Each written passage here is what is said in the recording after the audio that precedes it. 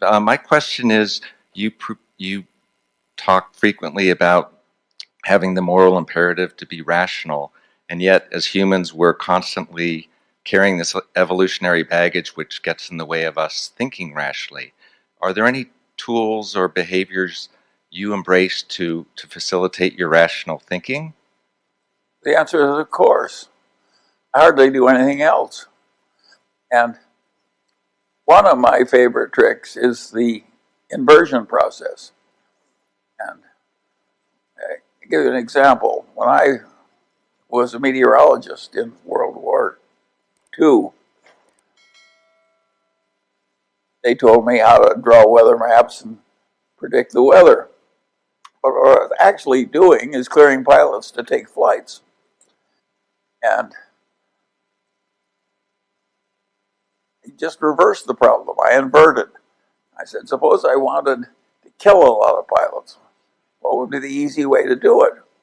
And I soon concluded that the only easy way to do it would be to get the planes into icing the planes couldn't handle, or to get the pilot to a place where he'd run out of fuel before he could safely land.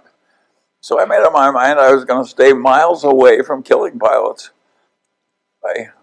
by either icing or getting them into sucked-in conditions when they couldn't land. I think that helped me be a better meteorologist in World War II. I just reversed the problem. And if somebody hired me to fix India, I would immediately say, what could I do if I really wanted to hurt India? And I'd figure out all the things that could most easily hurt India, and then I'd figure out how to avoid them.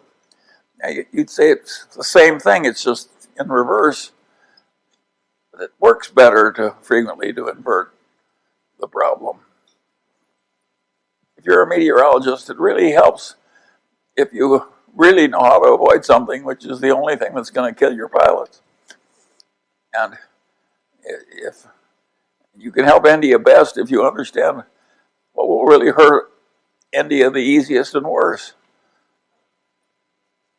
Algebra works the same way. Every great algebraist inverts all the time because the problems are solved easier. Human beings should do the same thing in the ordinary walks of life. Just constantly avert. You don't think of what you want, you think what you want to avoid.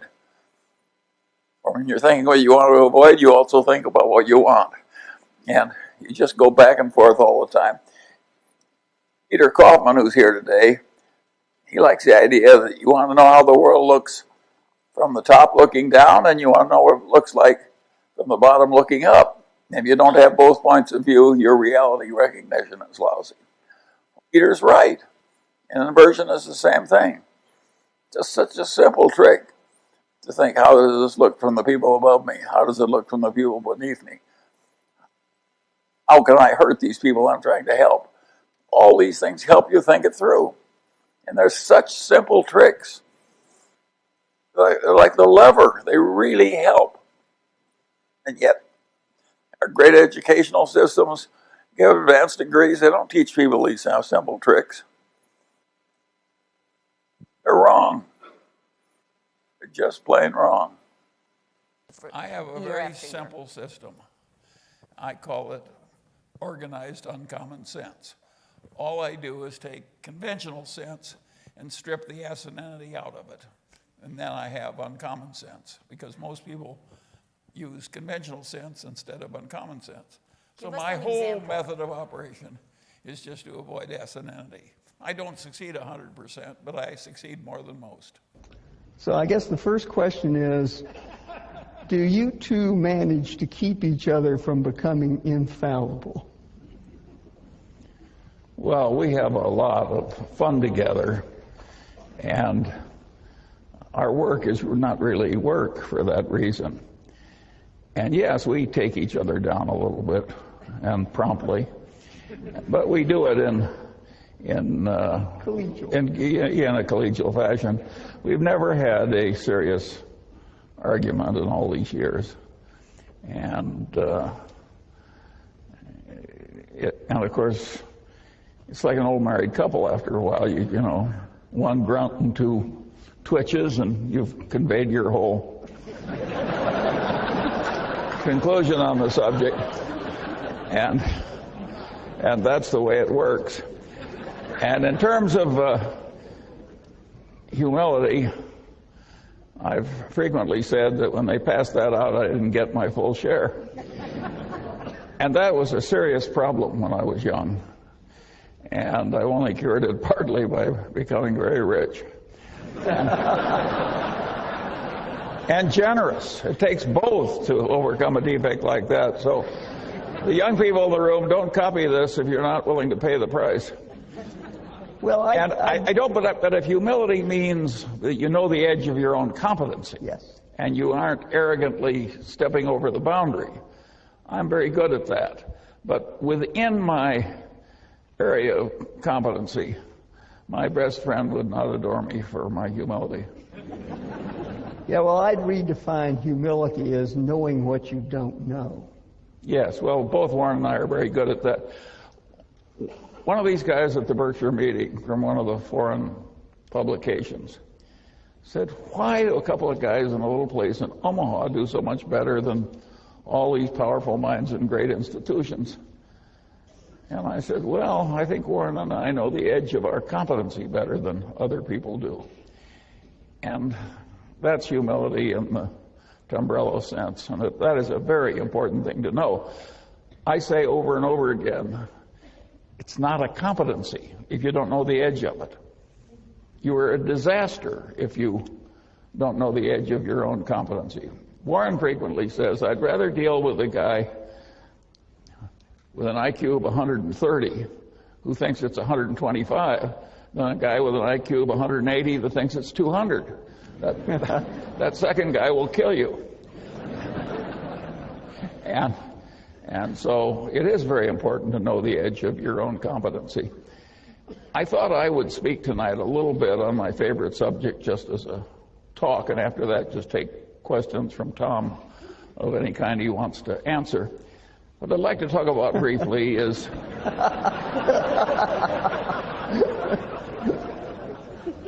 Tables. You think I'm kidding? And the topic I'd like to talk about briefly is common sense. Which isn't common. Yes. See? And what people mean when they say a man has common sense is uncommon sense. And usually they don't mean that the man has a narrow little activity he's good at, like knitting sweaters, and he sticks to that. What they mean is a man that can operate over a pretty broad range of human territory without making any big boners. And that is a very important thing to be good at, and the question is how you get it. I was very lucky in my own life because every place I looked, at the pinnacle, there was a guy that was better than I was. And one of my father's best friends was a great surgeon with a vast mechanical ability. And I knew what this man did with his mechanical abilities in inventing all these spreaders and things he used to do his operation, that I would never be as good as he was. And everywhere I looked, there was somebody like that. And there was all this folly out there, and I suddenly realized, if I just avoid all the folly, maybe I can get an advantage without having to be really good at anything. And I kept doing that all my life, and it worked so well that I enjoy sharing it with people like you. It really works to tackle much of life by inversion, where you just twist the thing around backwards and answer it that way. I have to give problems to my children, and once when I had all of them together, I said, well, there's an activity in America. There's a one-on-one tournament. And the national champion became the national champion on two separate occasions, 65 years apart. Name the activity. And 7 of my children could not remotely do it. The 8th is a PhD physicist, and he did it very quickly. And what he did was he just turned it around. He says, can it be athletic? And he realized that no 85-year-old was ever going to win an athletic thing with the neurological and other deteriorations that are so evident tonight on the stage.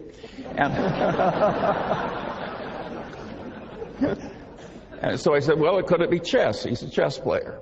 And he realized that no 85-year-old was ever going to be the U.S. chess champion. He knows what a chess tournament is like.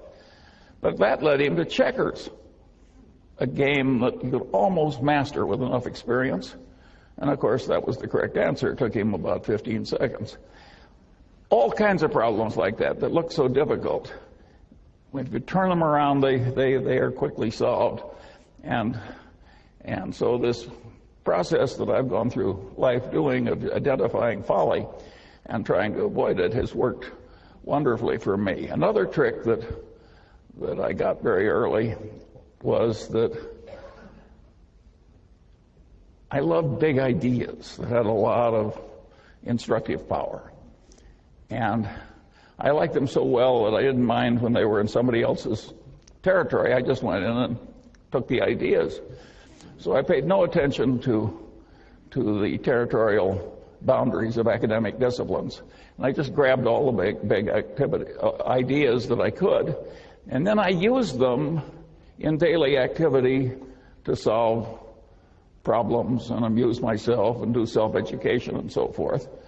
Well, that makes me a collector. I'm a collector of inanity. And I've cataloged the inanities on structures in my head. And it's been a wonderful thing to do. If you stop to think about it, how many unhappy collectors do you know? Whether they collect silver or mistresses or, by and large, collectors are happy. And collecting inanities is just wonderful. If you collect stamps the way I once did, I soon had a U.S. stamp collection I couldn't afford to add a stamp to. Well, what fun is collecting when you can't afford the next stamp? When you're collecting inanities, there's never a shortage. And there's all this low-hanging fruit. We had one this morning from the governor of New York. That was pretty expensive fruit. Well, but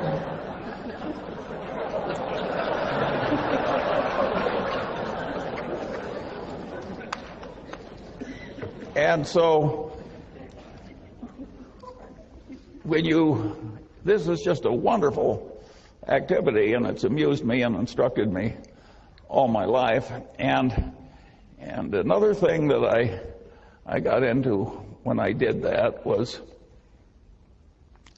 to be very interested in seeing how these ideas interplayed together.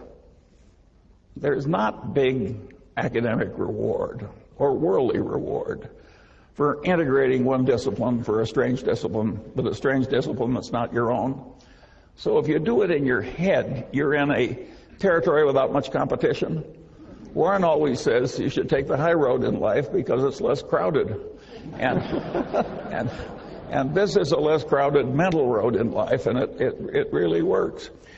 And of course, when you do that, you get into issues where ideas are in conflict. And of course, it demands synthesis. Well, a lot of people, when they see a demand for synthesis, immediately retreat into whatever orthodoxy they came from. That's not the Munger. If there's two big, powerful ideas and there's a terrible tension between them and synthesis is demanded, I look it up if I can, and if I can't look it up, I try and figure it out. And if I have a poor approximation, I use that for a few years until it gets better. I got another idea that was very useful. I always liked Occam's razor. Now, that is a wonderful way to think. You can argue that Einstein's whole career was just a marvelous demonstration of Occam's razor. E equals mc squared is a pretty damn simple idea, but think of the power of it. And then Einstein developed, some people say, a counter-corollary to Occam's razor. This may be apocryphal because I've never seen it in any original source I trusted, but I've seen Einstein quoted with this observation over and over again. Everything should be made as simple as possible, but no more simple. Well, if Einstein didn't say it, he should have said it, because this is a very sound idea. I later developed a supplement to that corollary. And my supplement to Einstein's corollary was that, about Occam's razor, was in messy social science. If the result you're observing is a Lollapalooza, look for a confluence of multiple causes, multiple forces operating in the same direction. I got to that idea when I was trying to explain to myself how the Moonies were able to get some student to come out for a weekend in the country. And at the end of the weekend, the guy was a brainwashed zombie who was the slave of some megalomaniac nutcase for the rest of his paltry life.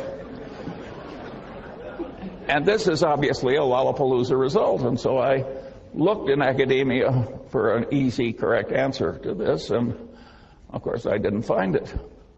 I finally stumbled across a popular book done by some psychiatrist founded by the Rockefellers, who had studied the last work of Pavlov. And Pavlov had these dogs in these cages. And when the Leningrad flood came in 1920, it went right up to the dogs' noses, and they damn near drowned and died, but didn't, and the stress was perfectly horrible. And they'd all been conditioned to have these dog personalities, and when the waters receded, the personalities had reversed.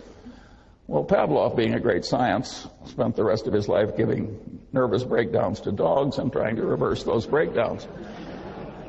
And this is not pretty reading, but it was very instructive. And I realized that the Mooney methods and the involvement of stress was clearly part of it. I also realized that the psychiatrist did not have an adequate explanation. Well, finally, I stumbled into psychology, in which I'd never taken a course, and so I just bought the three main textbooks in Psych 101 in the country, and I riffled through them quickly.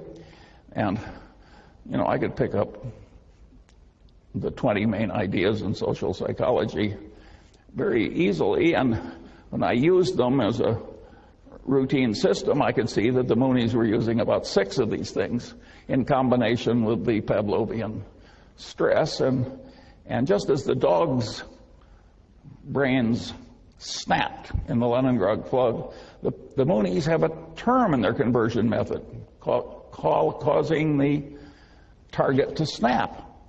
Same damn idea. And I found that very interesting.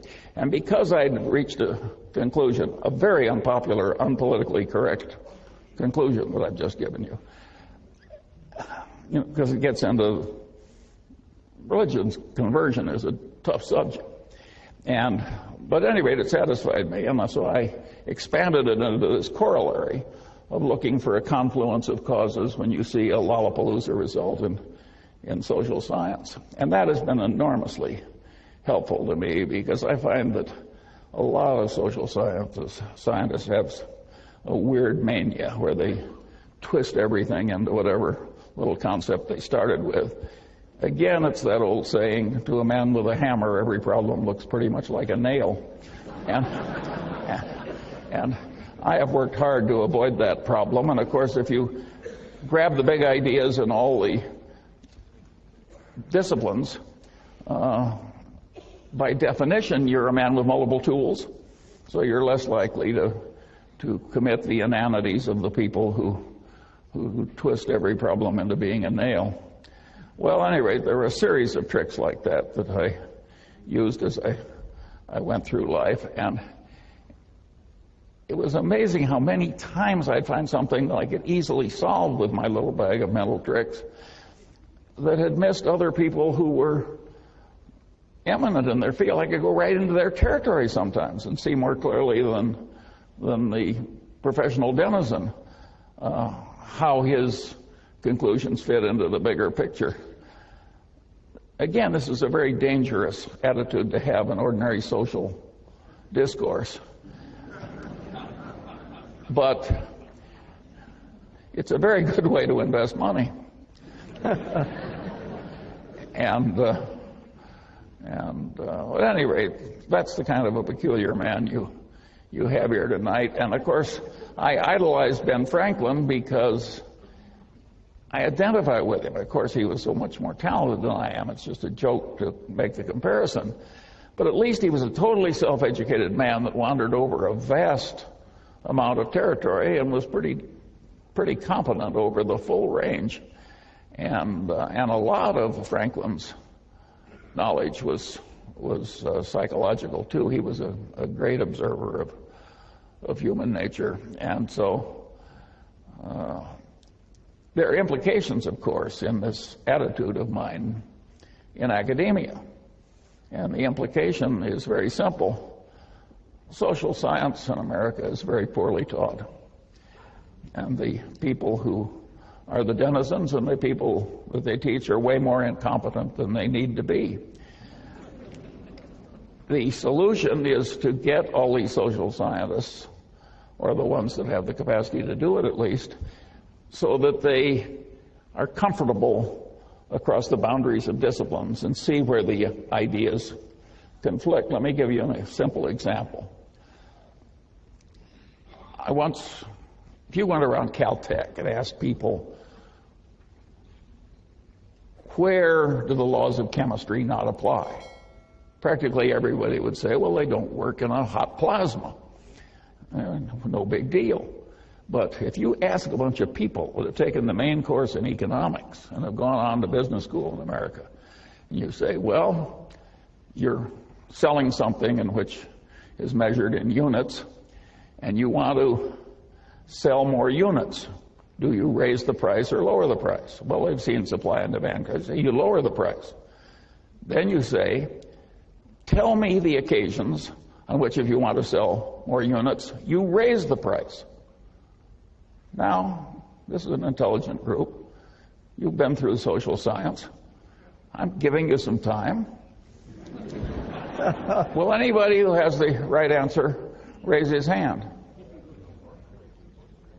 Yeah, luxury goods. That's what do. About 1 in 50 comes up with the idea of luxury goods. Right. That the price is sort of a signal that it's high quality, and if it's not a signal of high quality, it's a way of bragging to your friends that you have both discrimination and money. But one other interesting example is the one that happened to my Caltech educated friend Bill Ballhaus, who was CEO of Beckman Instruments, a company founded by another eminent Caltech professor. And Ballhaus had in his business collection a company that made some complex gizmo that they sold for a lower price than the other two gizmos in the market, and yet it was much better, and it had lousy figures.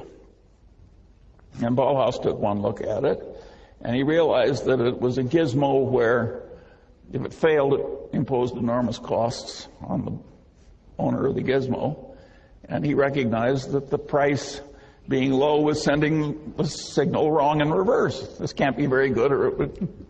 So he raised the price enormously and sold way more units, and of course the profits went up at a truly dramatic way. So these idiots that can't answer the question are leaving a lot of money on the table that a man like Ballhaus knows how to get. And the world is just full of opportunities like that for people who get the main points and go across it. But of course, that's not the main answer to the question. That's just the Ballhaus byway. The main answer to the question is very simple. Suppose you raise the price and use the money to bribe the other guy's purchasing agent. Well, you can laugh because it's so obvious once somebody points it out. But who was raising his hand over that one after all the fancy education you've had?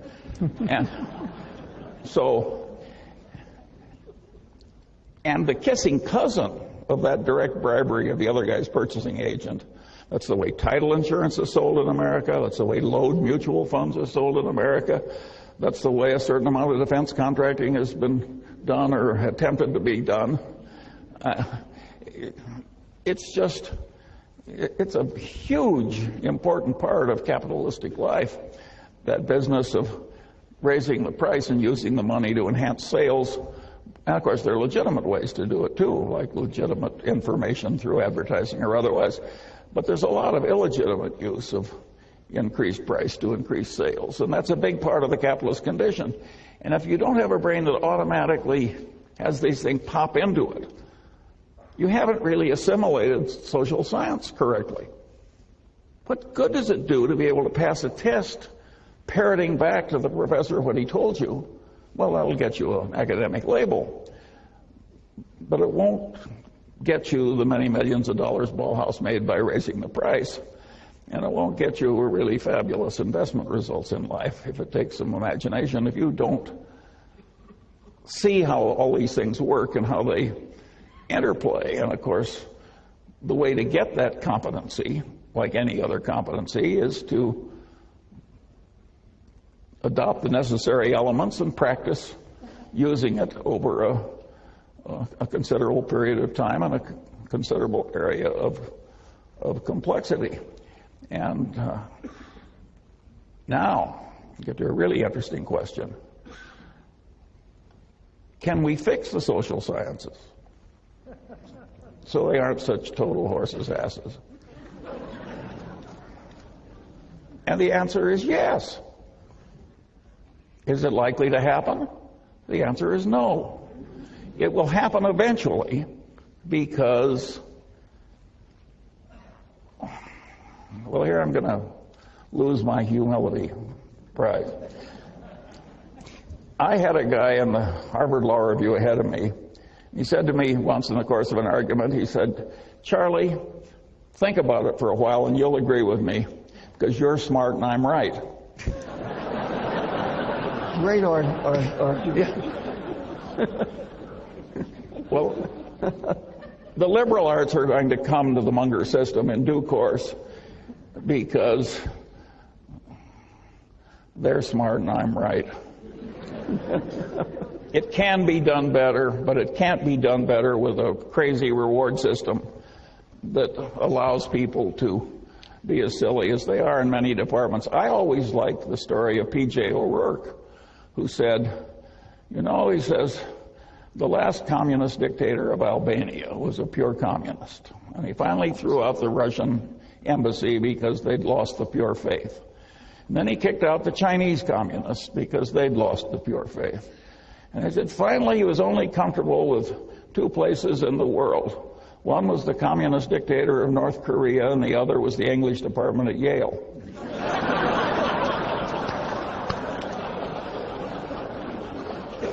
Well, you think I'm kidding, but there is a lot of extreme craziness in some of the liberal arts, and they select people who share their craziness. And it is not necessary that academia tolerate forever this lack of multidisciplinary competence. It's not that hard. If some aging, untrained, fat, old man can do it, surely the young, brilliant liberal arts people can do it. It will take a different incentive and a different system. It might even be that a place like Caltech could do it, but they'd have to get a rather unusual person to do it for them. Oh, All right, now I'll turn it over to...